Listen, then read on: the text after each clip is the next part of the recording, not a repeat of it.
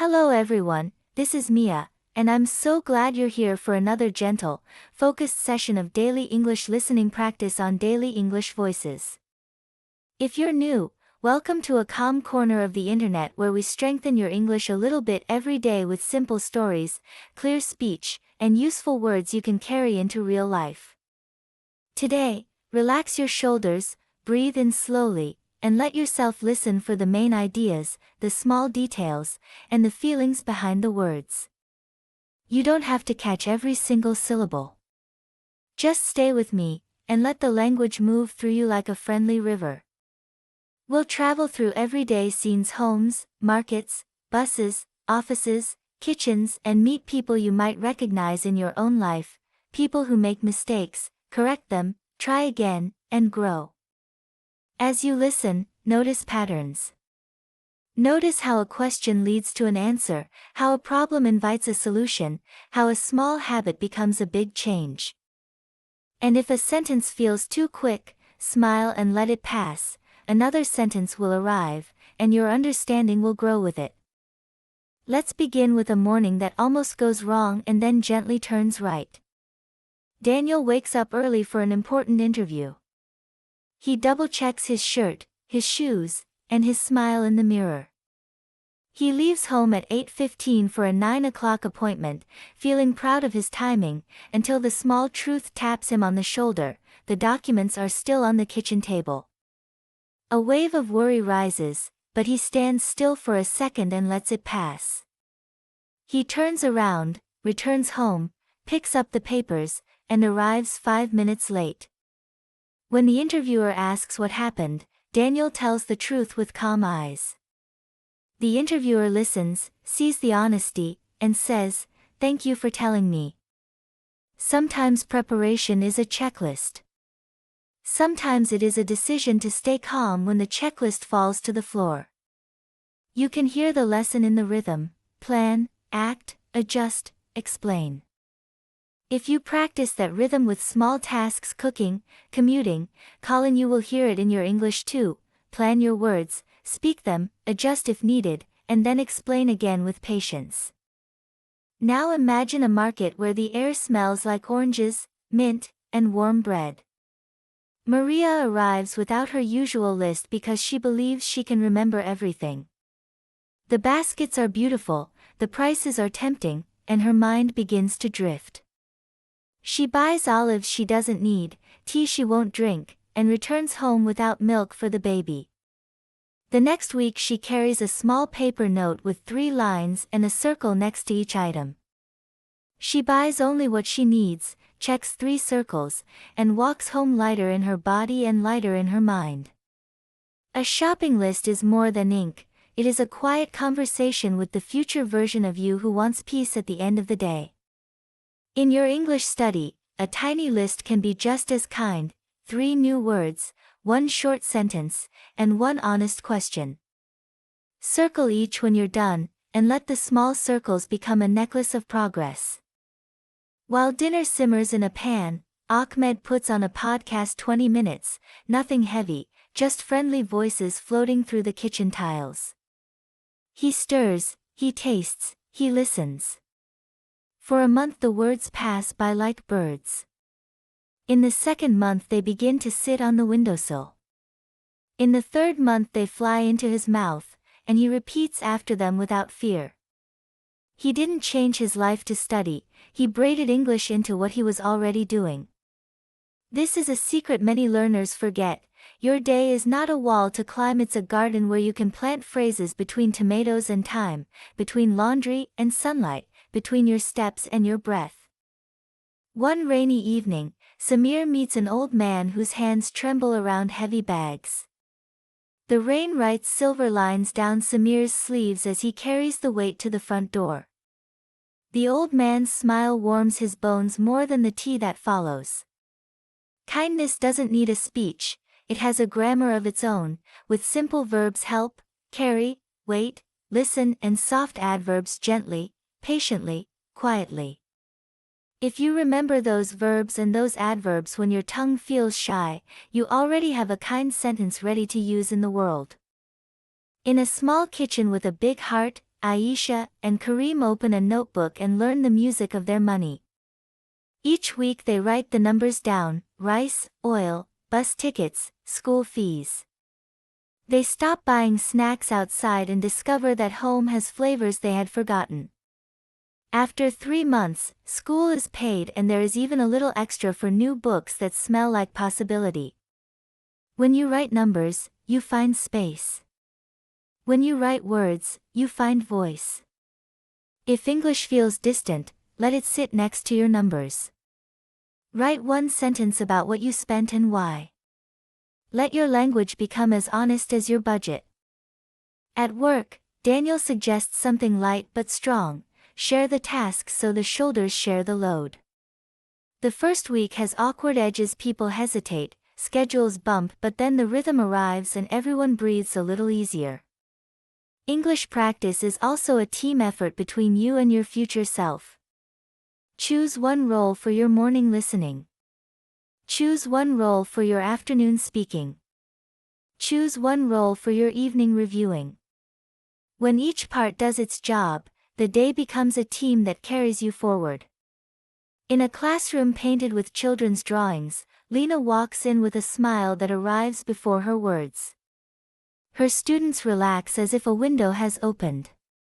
A smile is a short lesson in communication. It says, "I see you," without a dictionary. If you forget a word, give a smile. It will hold the space until the word returns.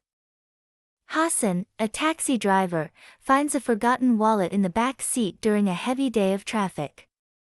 He could ignore it and save a few minutes, but instead he turns the wheel toward integrity and returns the wallet. Later, the passenger recommends him to friends, and a small circle of trust begins to grow like a ring on water. Language works the same way. When you don't know, say, "I'm not sure, can you repeat that slowly?" That single honest sentence can turn a confusing moment into a clear one. Isla wants to move her body but not her budget. Her friend shows her a path made of simple steps: walk in place while the soup simmers, lift water bottles while music plays, stretch with the sunrise. 2 months later, energy waves through her day like a soft drum. The lesson is practical and portable.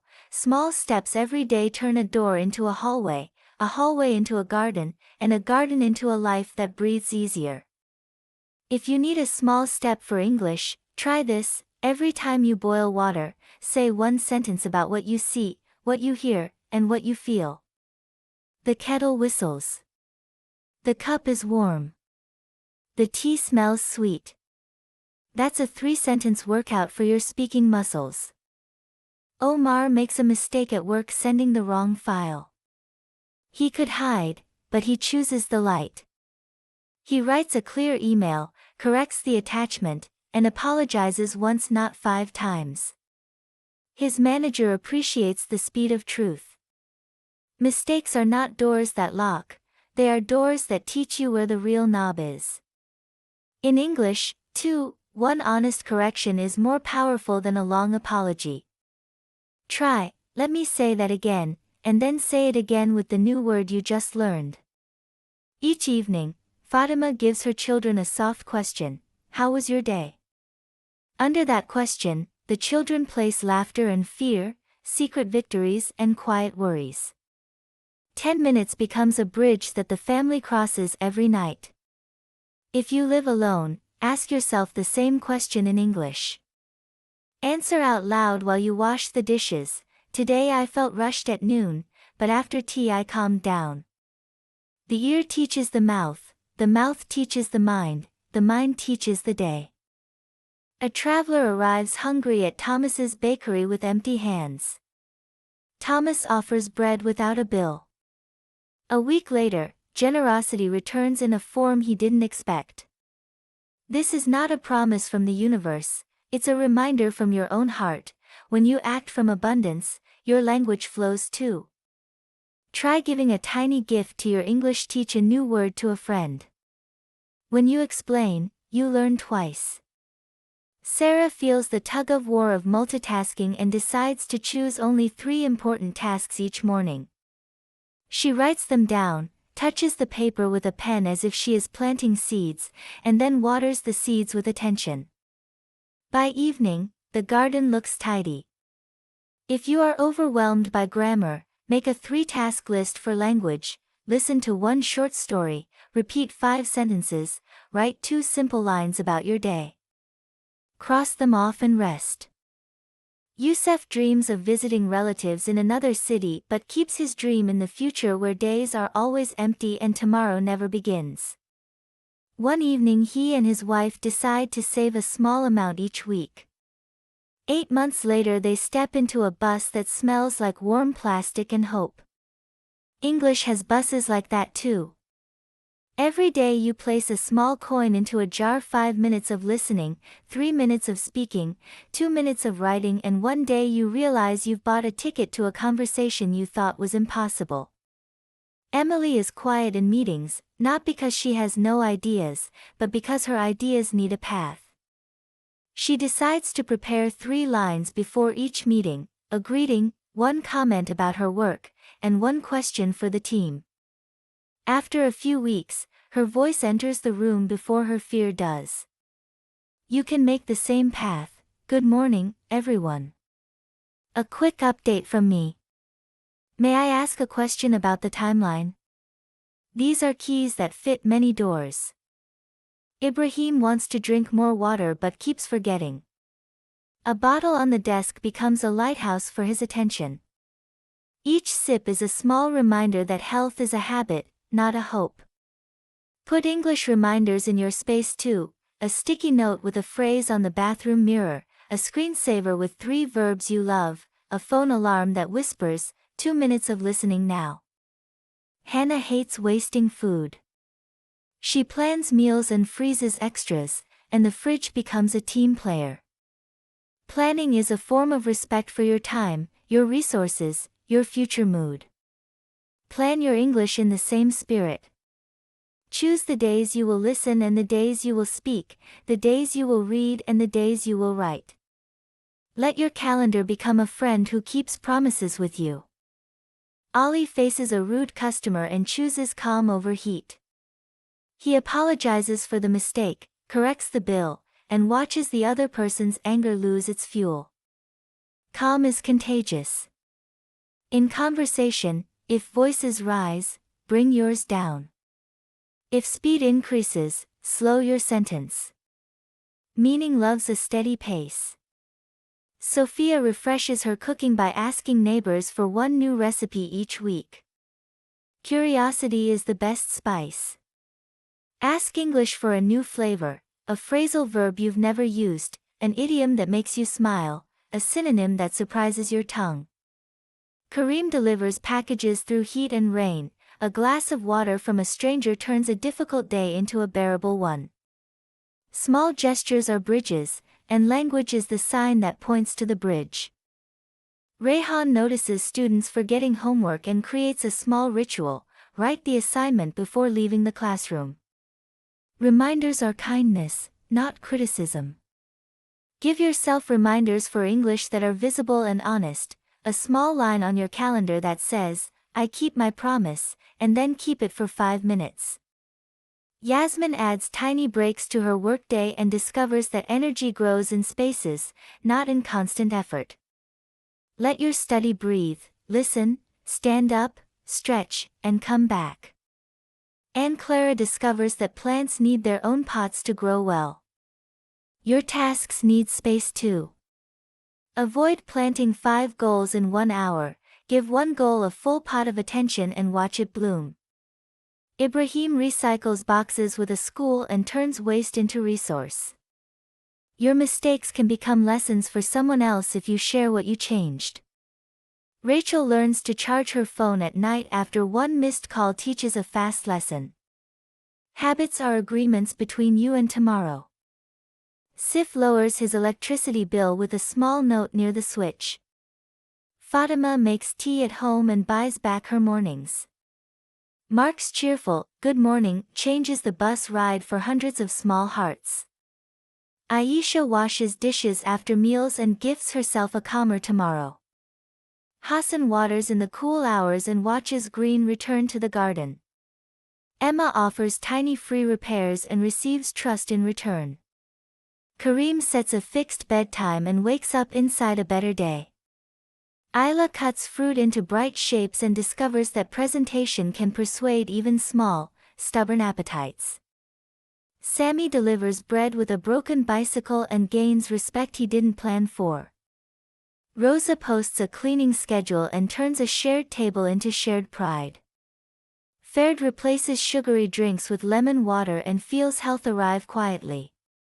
Sophia and her husband eat without phones 3 times a week and rediscover conversation. Jamila keeps her keys in a bowl by the door and stops racing backward through her day. Peter learns one new word at a time with sticky notes on a mirror and builds a small museum of memory. Ayla and Omar put chores on a chart and remove arguments from the calendar. Henry walks to the bus instead of taking a taxi and saves enough for a useful tool that pays him back later. Noor places her alarm across the room and trains her body to stand up with her ears. Karim gives his workers a tea break and watches productivity rise like steam. Samia lowers the oven and bakes a better cake. Patience is often the missing ingredient. Rashid ties a ribbon to his umbrella and stops losing it on buses. A small visual hook can hold a habit in place. Huda prepares her bag at night and greets the morning without hurry. Thomas puts his phone in another room during meals and finds that soup tastes like stories again. Ibrahim writes small notes of praise for his students and watches effort grow taller. Ahmed replaces morning news with a short story and grows vocabulary instead of worry. Salma keeps a reusable bag in her purse and feels a quiet pride each time she says no to plastic. Khaled teaches a child to fix a toy and receives gratitude he didn't expect. Yasser reads labels and chooses health with his eyes. By now, as you listen, perhaps you feel a soft truth rising. Your English is not a separate life, it is the way you narrate the life you already have. You can bring language to markets and buses, kitchens and classrooms, gardens and late-night desks. You can apologize with it, celebrate with it, plan with it, and rest with it. You can carry it in your pocket like a note that says, I am learning, I am listening, I am improving. When a day goes well, say one sentence about why. When a day goes wrong, say one sentence about what you learned. When a person is kind, say thank you in words that carry your real voice. And when you feel tired, breathe once, twice, 3 times, and remember, small steps, repeated kindly, become long journeys that don't feel long. Before we close, choose one small promise you can actually keep today. Maybe you'll listen to this episode again and catch 3 new phrases. Maybe you'll repeat 5 sentences out loud while you make tea. Maybe you'll write 2 honest lines about your day. Whatever you choose, keep it simple, keep it gentle, and keep it yours. I'm proud of you for showing up and giving your attention to something that will serve you for years. Thank you for listening with your ears and your heart. If this episode helped you, share it with a friend who needs a calm companion on their English journey. And if you want more stories like these, stay close to Daily English Voices. I'll be here, speaking slowly, smiling often, and walking with you, one clear sentence at a time.